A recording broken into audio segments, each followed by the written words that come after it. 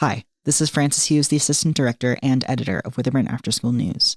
If you're a fan of WitherBurn After School News and want to support us, a great way would be to join us on Patreon. With a $5 monthly donation, you can gain access to ad-free episodes, exclusive content, and our Discord. You can also make a one-time donation on our Ko-fi and gain access to the Discord along with a special Discord role. You can find the links to our Patreon and Ko-fi in the episode description and on our website, witherburnnews.com. Or you can go to patreon.com/witherburn or ko-fi.com/witherburn after school news. Thank you to all our supporters. We couldn't do this podcast without you. Welcome back, WitherBurn. I thought, as sort of a welcome back present, I could do a call-in Q&A. Just call 54187 with any questions and I'll try my best to answer them. And in between Q&As, we'll talk about everything that's happened between now and the end of the school year, which is a lot. So get comfortable, grab a snack, and get ready for WitherBurn After School News.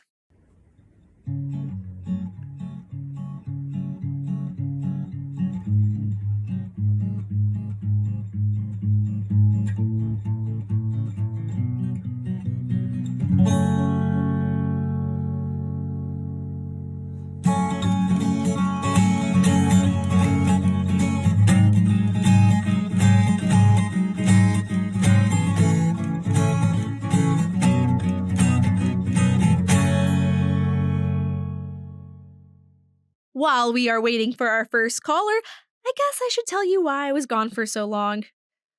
Well, for starters, my radio show was basically taken in as evidence, and I was encouraged to postpone any further segments because I could mess with, court cases and stuff. And I found out, from the FBI of all people, that I didn't just have audio evidence of that night on the Clark's property, but also the Calloway's house fire, the brick being thrown through my window, multiple recordings of people that could be used as evidence in court, and also someone breaking into my house.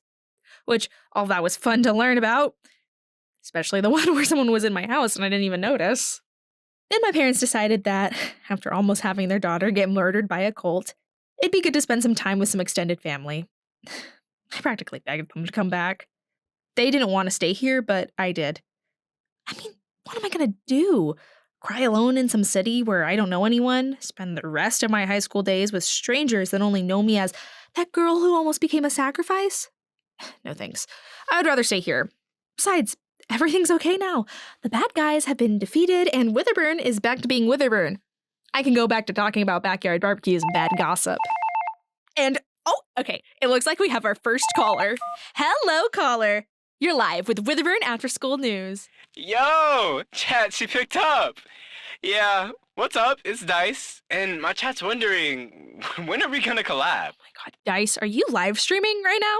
Yup, I'm doing a little charity live stream over on Twitch. And get this, somebody just donated $100, and they told me to call you. Okay, I'm just a radio reporter. I don't really think anyone cares about a collab with me. I know you've been gone for a while, but have you really been under a rock this entire time? I mean, FBI agents told me that I should take a break from technology, so yeah, basically. Is it rude if I say that that is like the single coolest thing you've ever said? And no disrespect, I mean, I know the only reason you're so buddy-buddy with FBI agents is because you almost became a ritual sacrifice, but, you know. Guys, okay, we don't need to talk about that. Is there a point to this? Oh yeah, well, you're like the most popular radio host in all of America right now. I mean, come on, a radio host that occasionally stops cults? You don't hear that every day.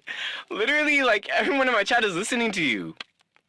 I'm actually surprised you don't have more callers. Oh, well, I bought this phone specifically for radio, and it only takes local calls.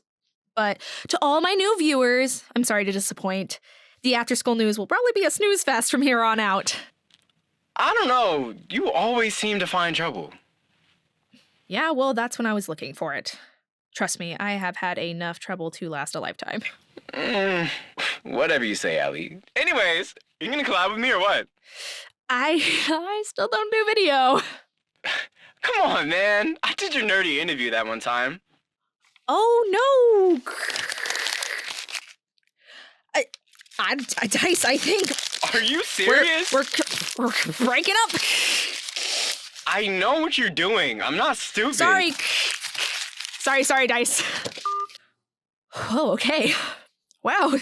So there are a lot more listeners out there, huh? I mean, Agent Delrose said that I had garnered some attention, but I did not think it was that much. Whatever. It's all boring news stuff from here on out anyway. I'll get back to my regular viewership in a week or two. Which, speaking of boring news segments, let's catch up on the news that we all missed while I was away. Okay, well, that's about the cult. And, okay, that's about how documentary crews have practically moved into the local hotels because of the cult.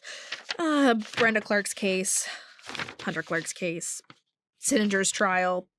Okay, none of which I can legally talk about. Okay, maybe there isn't a lot to talk about. WitherBurn seems to have been pretty preoccupied with the everything that's been going on. Which, I can't even discuss everything with the Clarks because guess who became a key witness when she decided to waltz onto their murder property? I was kind of hoping I could come back and everything would be back to normal. I guess all that time away made me forget that I wasn't the only one that went through this. It makes sense that the whole town went on pause. Actually, the town isn't on pause. There is a rigorous race for the new mayoral seat that just opened. You know, because Mayor Burnham got arrested. Geez, I am going to have to do a segment on who got arrested because it feels like half the town was involved with this. Anyways, the candidates running are Brooklyn Keys, also known as City Council Member number 3, and Irene Stoker. Yes, Mrs. Stoker is running for mayor. While Mrs. Stoker hasn't run for any previous political positions, she has still been a key player in town politics for many years. Many people know that outside of the Burnhams, the Stokers are practically the oldest family in town. They host many of the community potlucks and events, so it's no surprise that Mrs. Stoker is running for the mayoral position. Now, there isn't much of them on the campaign trail, as of yet, but don't worry, I will of course keep up with this riveting race. I mean, both seem to have very sane and reasonable policies, so I'm excited to see who earns WitherBurn's vote. It seems like we have another caller. Hello, this is WitherBurn After School News, and you are live on air. Good, because I got a bone to pick with you, and I want the whole town to hear it. I'm sorry, what? Oh, don't play dumb, Alice. It's Scarlet, your favorite punching bag. Do you know how many rumors you started about me last year? I mean, I didn't start them, I just reported on what I heard. Yeah, but all the times you told the town I was a grade A bitch, that was all you. Now people all over the internet acting like I'm some egomaniac. Hey, Scarlet, I would have never expected other people to hear. But you were okay with telling my secrets to the entire school. That was A-okay in your books.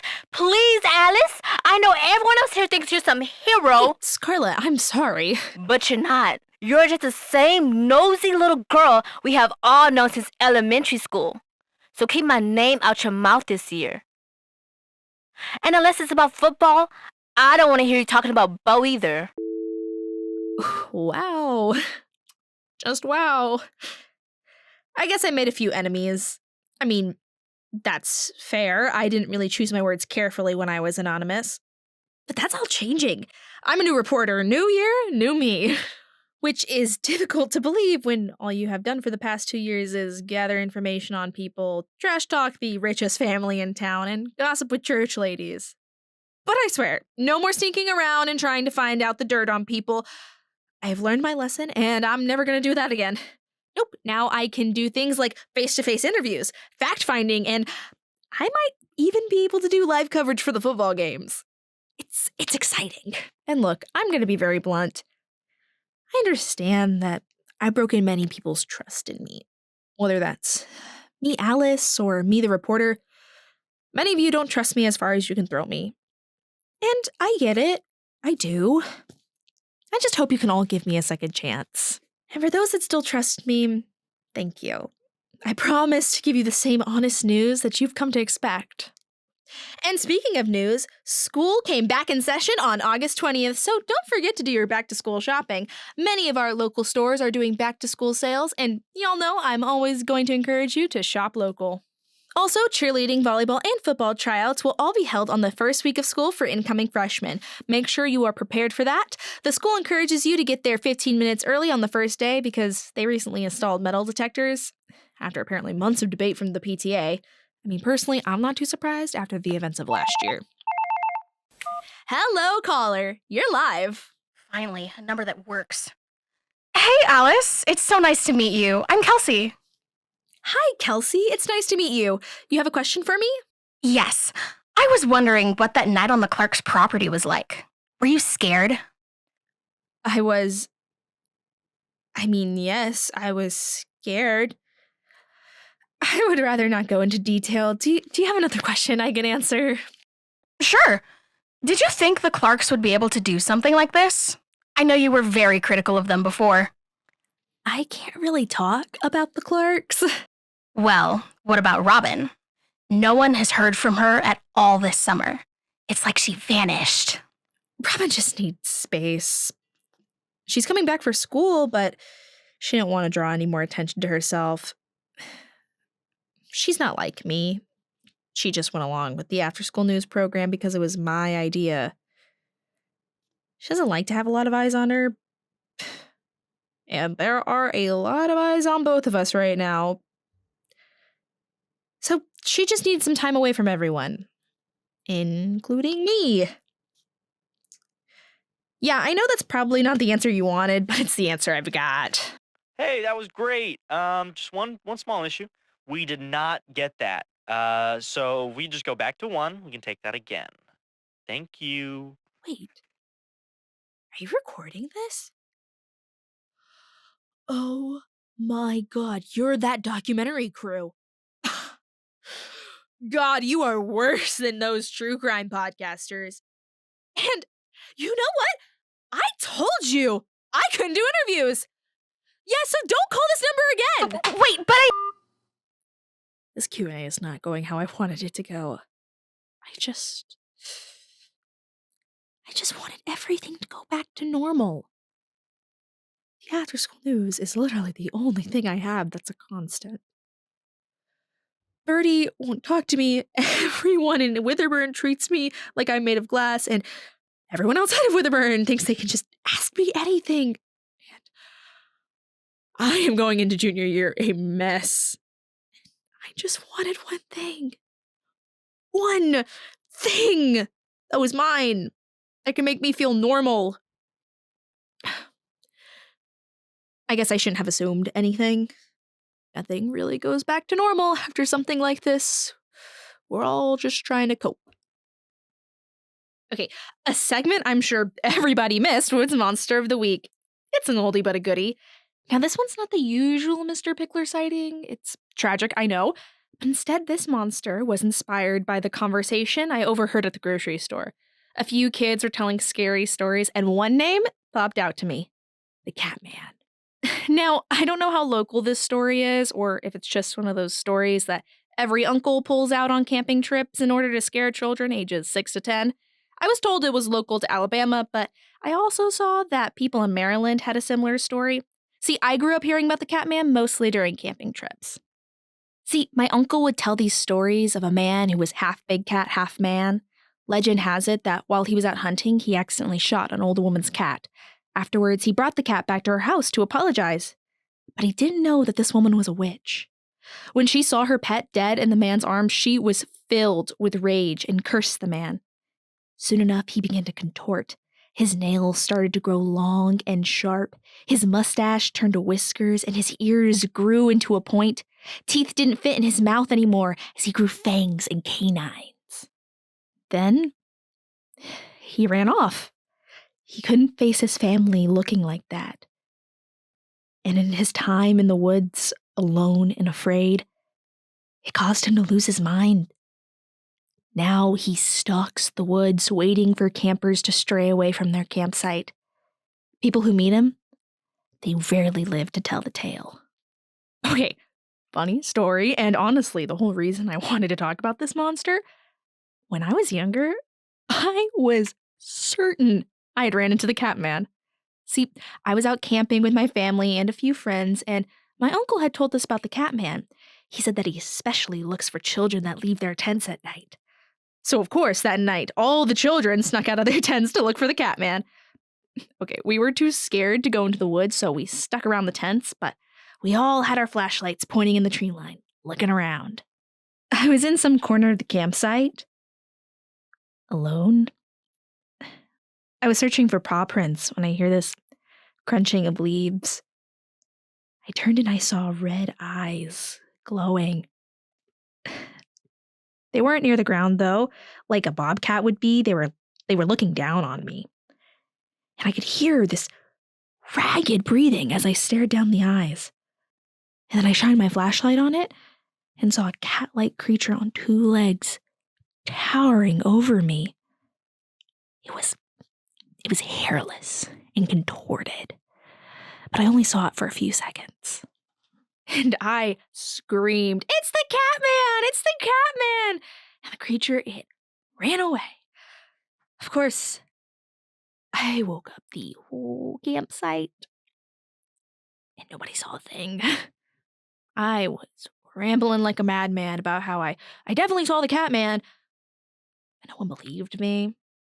I also got quite the lecture about not leaving my tent without an adult. Looking back, it was probably a bobcat in a tree and the lights playing tricks on me. But for years, I swore up and down that I saw the Catman. It's honestly pretty funny. And it just goes to prove that you can't always trust what you see in the woods at night. I mean, things like the Catman, they aren't real, but 6-year-old me didn't know that. Oh my gosh, I should really just cut that line. I have not had a normal call yet. Hello, caller. You're live with WitherBurn After School News. What's your question? Hello, Alice. Hello? Do you have a question? You don't remember me. How are you doing that? You have my book, Alice. What book? I don't like this call. Are you planning on using it? No. Finish the job, Alice. Okay, this is clearly a prank call, and it's ending now. It's not real. You're fine. You're fine.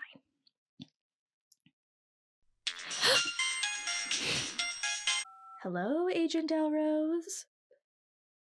My lawyer said it was fine. You even encouraged me to get back to my normal routine. This is my normal routine. Okay, well, maybe a Q&A wasn't my smartest idea. I just wanted to do something different. Okay, I was wrapping it up anyway. I am calling it quits here, folks. Apparently, y'all can't be trusted with a Q&A. I was really expecting questions like, what are you excited to report about in the future? Or, will you be working with any other student news teams now that you're not anonymous? But no, that's on me for trying to do something different. So, stay safe, and I'll see you next time on WitherBurn After School News. I'm the reporter, signing off.